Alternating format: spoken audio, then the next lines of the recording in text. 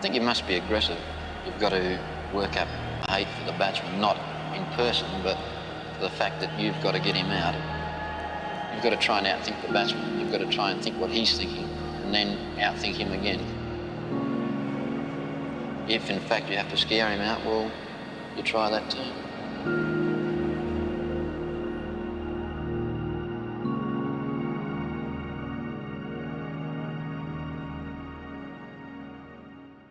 You talk about fast bowlers in Australia, it was Dennis Lillee. No ifs, no buts, no maybes. Dennis was the man. The best fast bowler the world's ever seen.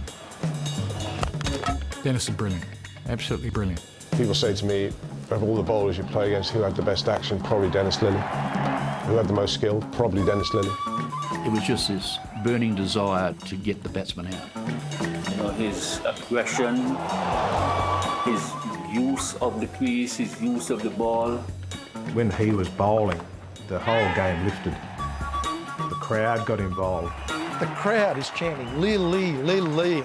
It was just pure genius. Lillee had great pizzazz. He used to have his shirt open all the way down, this big hairy chest. Big mo, big hair. Long sleeve shirt flapping in the breeze. Swipe the finger across the forehead and flick the sweat off. It's all part of it, isn't it? There's no doubt in my mind that Dennis was the yardstick which all the others judged themselves by. He's the great Dennis Lillee, the great man, simple as that.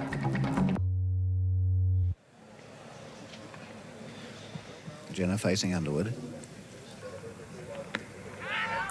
And that's it. Yes, he's out. That's the end of the match. In 1971, Ray Illingworth's England team won the Ashes for the first time in 15 years. A devastating defeat for Australia on home soil, but one that offered a glimmer of hope. For by the time the two sides met in the fifth test in Adelaide, Australia felt ready to unleash a 21-year-old fast bowler from Perth by the name of Dennis Keith Lillee.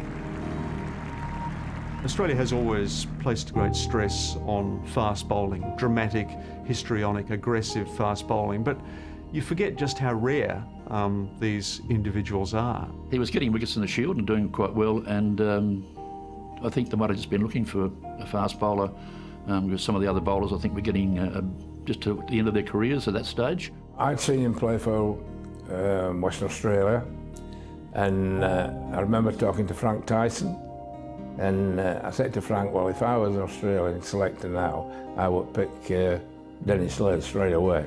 Dennis burst onto the scene in the Adelaide Test match in 70-71. The wicket in Adelaide is pretty much a batsman's paradise. He came in like a young colt with arms and legs all over the place and bowled quick. For a bowler to get the ball moving on that surface, you knew somebody pretty special had arrived. He was aggressive, which hadn't been the case for quite some time. You know, he was quite prepared to get into blokes. He had something about him that he wasn't just a young tearaway quick bowler, that from a lively pace he was still swinging the ball. Bowled in. He was the greatest bowler that I've ever seen. You know, even as a youngster, you knew there was something there, even with his wild and woolly action. When he got it all together, he bowled fast outswingers. And anyone that can bowl fast outswingers got a real chance.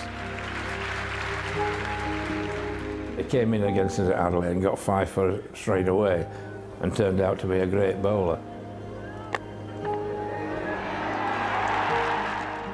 Someone playing in their first test match puts in a little bit extra, don't they? And Dennis certainly done that.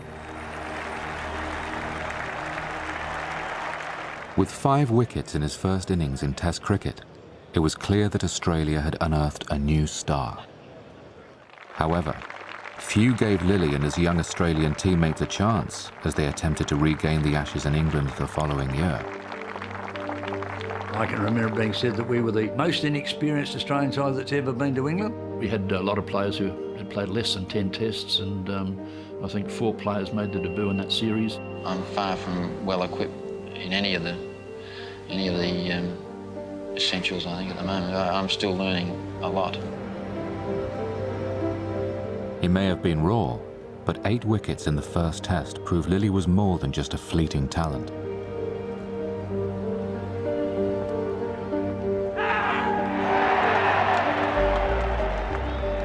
You watch Lillee bowling in 1972 and it's just almost impossible to imagine fast bowling as exciting and as exhilarating. He was yards faster than all the other cricketers around at the time. At the moment, the accent seems to be on speed. I can't bowl defensively. I haven't learnt it and I don't hope to learn it.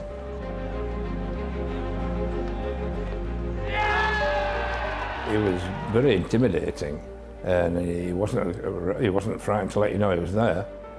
It's just this magnificent, crazy, theatrical, over-the-top, bravura performance. I'm trying something every ball. I try and get the batsman out just about every ball, which is what a lot of people have told me is the wrong way of going about